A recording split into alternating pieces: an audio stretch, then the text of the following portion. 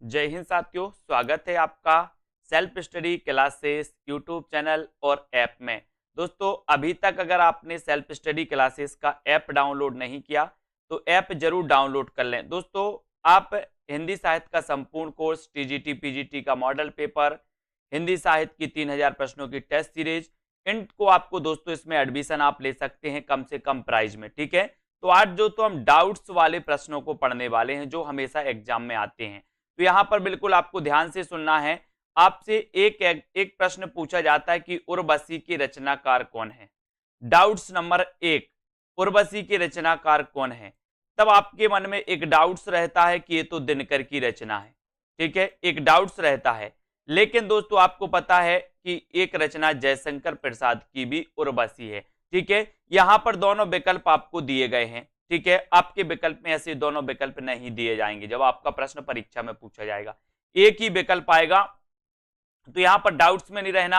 आपको क्या करना है, यहां पर अगर दिनकर ऑप्शन में आता है तो आप दिनकर लगाइए, और जयशंकर प्रसाद आता है तो जयशंकर प्रसाद लगाइए। क्योंकि उर्वशी की रचना दोस्तों जयशंकर प्रसाद ने सबसे पहले की थी, फिर बाद में की थी दिनकर ने। और दिनकर को एक रचना के लिए दोस्तों क्या मिला था, उर्वशी के लिए ज्ञानपीठ पुरस्कार भी इन्हें मिला था। कब मिला था, 1972 में। ठीक है, तो ये चीज आपको याद रख लेना। यानी कि उर्वशी रचना इन दोनों रचनाकारों की भी, मतलब उर्वशी नाम से इन दोनों की रचना है। ठीक है, डाउट्स नंबर 1 आपका क्लियर। डाउट्स नंबर 2 देखते हैं दोस्तों, हिंदी का पाणिनि किसे कहा जाता है। हिंदी का पाणिनि किसे कहा जाता है। अब दोस्तों यहां पर क्या डाउट्स रहता है आपका, सबसे पहले आपसे पूछा जाता है हिंदी का पाणिनि, और आप आंखें बंद करके लगाते कामता प्रसाद गुरु। ठीक है, जबकि क्वेश्चन ऐसा नहीं है। हिंदी का पाणिनि आपसे पूछा है अगर, तो आपको लगाना किशोरी दास वाजपेयी। अगर हिंदी का पाणिनि आपसे पूछा है तब आपका उत्तर होगा किशोरी दास वाजपेयी। लेकिन अगर यहां पर आपसे पूछा कि हिंदी व्याकरण का पाणिनि, अगर आपसे हिंदी व्याकरण का पाणिनि पूछा है तो आप क्या लगाओगे, कामता प्रसाद गुरु। तो दो क्वेश्चन यहां से आपके डाउट्स वाले क्लियर हो जाते हैं। क्या क्या हो जाते हैं, आपसे नॉर्मल क्वेश्चन आएगा कि हिंदी का पाणिनि किसे कहा जाता, तो आप क्या लगाओगे, किशोरी दास वाजपेयी। अगर आपसे पूछा जाए हिंदी व्याकरण का पाणिनि किसे कहा जाता, तो आप लगाओगे कामता प्रसाद गुरु, है ना। फिर आपसे अगर पूछा जाएगा दोस्तों कि प्राकृत का पाणिनि किसे कहा जाता, तो आपका उत्तर हो जाएगा हेमचंद्र, आपको पता होगा। ठीक है, तो इस प्रकार से क्वेश्चन आते हैं। तो डाउट्स नंबर 2 आपका यहां पर क्लियर होता है। बात कर लेते डाउट्स नंबर 3 की।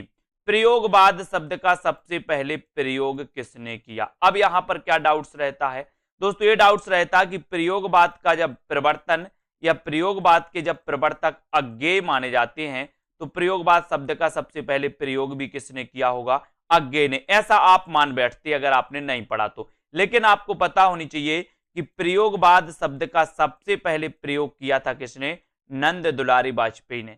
सबसे पहले प्रयोग किया था इस प्रयोगवाद का किसने, नंद दुलारी वाजपेयी ने। लेकिन अगर यहां क्वेश्चन पूछा जाता है कि प्रयोगवाद के प्रवर्तक कौन है, तो आप लगाओगे क्या, अज्ञेय। प्रयोगवाद के प्रवर्तक कौन है, तो अज्ञेय। प्रयोगवाद शब्द का सबसे पहले प्रयोग किसने किया, तो आप लगाओगे नंद दुलारी वाजपेयी। ठीक है, तो डाउट्स नंबर 3 आपका यहां से क्लियर हो जाता है। बात करते हैं दोस्तों डाउट्स नंबर 4 की।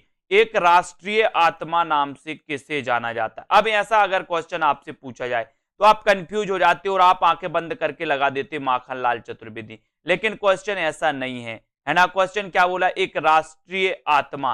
तो राष्ट्रीय आत्मा अगर आपसे पूछा जाता तो आपका उत्तर होगा राजा राम शुक्ल, है ना। अगर आपसे पूछा जाएगा एक राष्ट्रीय आत्मा नाम से किसे जाना जाता, तो आप लगाते राजा राम शुक्ल। अगर आपसे पूछा जाता कि एक भारतीय आत्मा, एक भारतीय आत्मा नाम से किसे जाना जाता, तो आप क्या लगाते दोस्तों, माखनलाल चतुर्वेदी। तो जो दो प्रश्न डाउट्स वाले आते हैं, आपसे पूछा जाएगा एक भारतीय आत्मा किसे जाना जाता, तो आप माखनलाल चतुर्वेदी लगाना। और एक राष्ट्रीय आत्मा नाम से किसे जाना जाता, तो आप क्या लगाओगे, राजा राम शुक्ल। तो डाउट्स नंबर 4 आपका बिल्कुल क्लियर। ठीक है, डाउट्स नंबर 5 है ना, अपभ्रंश का भवभूति किससे कहा जाता है। अपभ्रंश का भवभूति किसे कहा जाता है, तो यहां पर दोस्तों दो चीजें बनती हैं। एक तो पूछा जाता है अपभ्रंश का वाल्मीकि, है ना, एक अपभ्रंश का वाल्मीकि पूछा जाता है। तो अपभ्रंश का वाल्मीकि और अपभ्रंश का भवभूति, यहां पर आपको कंफ्यूज हो जाता है कि अपभ्रंश का वाल्मीकि किसे कहा जाता है, अपभ्रंश का भवभूति किसे कहा जाता है। तो याद रख लेना, अपभ्रंश का भवभूति कहा जाता है दोस्तों पुष्पदंत को। अब हमें काय की भभूति लगाना है, बोले सर हम पुष्प की भभूति लगाएंगे, है ना। तो आपसे पूछा जाएगा अपभ्रंश का भवभूति किसे कहा जाता, तो आप उत्तर लगाओगे पुष्पदंत। लेकिन अगर आपसे पूछा जाए कि अपभ्रंश का वाल्मीकि किसे कहा जाता, तो आप क्या लगाओगे, स्वयंभू, है ना। बोले हम तो स्वयं वाल्मीकि हैं, स्वयं वाल्मीकि, तो स्वयं से स्वयंभू और वाल्मीकि से वाल्मीकि। तो अपभ्रंश का वाल्मीकि स्वयंभू, अपभ्रंश का भवभूति पुष्पदंत। ठीक है, तो यहां पर दोस्तों हमने 5 प्रश्नों के जो डाउट्स थे उनको क्लियर किया। ऐसे ही बहुत सारे वीडियो आएंगे, क्लियर किए जाएंगे, और ऐसे ही डाउट्स दोस्तों हमारे ऐप सेल्फ स्टडी क्लासेस पर किए जाते हैं। जितने भी हमारे स्टूडेंट्स रहते हैं उनके ऐसे ही दोस्तों डाउट्स क्लियर किए जाते हैं। तो आप भी सेल्फ स्टडी क्लासेस का ऐप जरूर डाउनलोड करें, है ना, और वहां पर अपने डाउट्स क्लियर करें। वहां पर आप कोर्स भी परचेस कर सकते हो, हिंदी साहित्य संपूर्ण कोर्स, हिंदी साहित्य का दोस्तों ट्रिकी वीडियो जिसमें विस्तृत अध्ययन, है ना, रहेगा, जिसमें टॉपिक वाइज टेस्ट भी रहेंगे। हिंदी साहित्य की 3000 प्रश्नों की टेस्ट सीरीज आप परचेस कर सकते हो। हिंदी साहित्य का दोस्तों टीजीटी पीजीटी का मॉडल पेपर लॉन्च हो गया, वो भी आप कर सकते हो।